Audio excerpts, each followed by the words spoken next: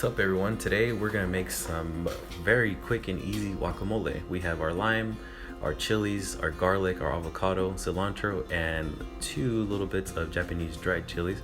Go ahead and just cut off the butt end of the garlic and throw it into a mortar with some salt to act as a grinder, because if we were to just throw it in by itself, it would just wiggle all over the place and it wouldn't really help us.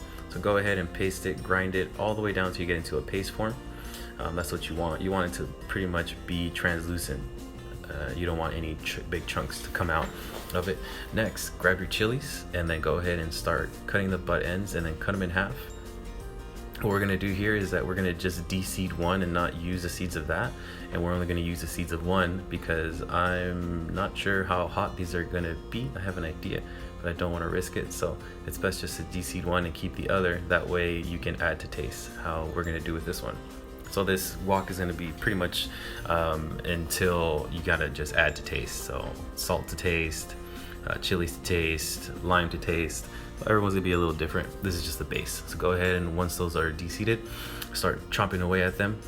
You know, just like you're cutting any other thing, really. And if you don't know how to cut, just be careful and take your time. This isn't a rush. This is something where you should enjoy. So once you're chopped, go ahead and start chopping again roughly, that way to get them as small as possible. You do want small bits, you don't want big chunky pieces. Go ahead and grab your red chilies and then just pop off the top end, and then the seeds should come right out. And then save the skins because those have heat as well, and then roughly chop those. We might not be using all of these, so it just depends. I just have these just in case. I do like heat, but I don't want to burn my mouth off. Next, go ahead and don't get confused like me. Grab an avocado and cut that baby in half.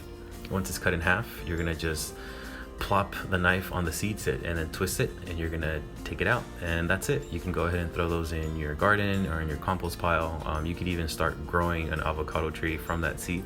There's a lot of cool techniques on Pinterest, and just fucking Google it. Next, you're gonna get your avocados and you're gonna get a spoon, and then you're just gonna plop them right out. They should come out really easily once they're ripe. If they're an unripe avocado, that wouldn't even be possible because they are hard as a rock, and you could do some damage if you were to throw it at someone's face. So someone gets if you get upset at someone, you have an avocado and it's hard and you don't like them, throw it at their foot, show them that you mean business. No, don't do that.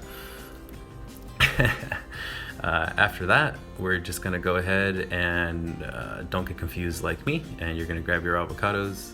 You're gonna cut your limes in half.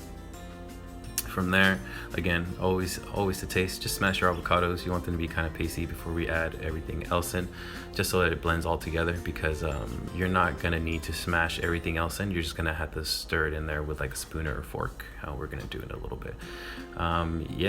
So just keep on smashing away until you get a paste. Blend it in with the garlic really nice. We only use 1 clove of garlic because we don't want to overpower it. We just want a hint to complement the rest. Go ahead and throw in half of the chilies that you de-seeded with half of the Japanese chilies as well.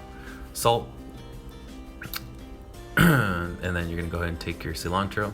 You're gonna cut that bad boy into little pieces, roll it up like a little blunt, and chop away. I do like the stems. The stems are edible from a cilantro, so if you like the stems, throw that bitch in. Make it even more flavorful. But you're gonna roughly, after you're done chopping, you're gonna press them in tightly together again, and you're gonna chop, and that's what it's gonna allow you to get a very minced chop, just like the seeds. But this one, I would say go easy on the cilantro because you can bruise it easily, and that will extract some flavor, some bitterness that you don't want. So just chop it away once and you'll be good. Next, if you're like me, go ahead and spray that all on in the inside. Get them to get to know each other, the cilantro, the peppers, the lime, the salt. And from here, again, we're just lime to taste and salt to taste. So I like a little bit more lime, and throw in just a little bit more chilies because it wasn't hot enough for me back then. Now that I look back at this, I'm wondering, no wonder my stomach hurt the next morning a little bit. It was a lot of chilies for me. Throw that bad boy in there because I like flavor, a little bit more lime, and keep on mixing. Let them get well acquainted. And this is a guac that you can spread within a burrito, or even throw on some tacos, or hey, use it as a dip. So hope you enjoy. Thanks.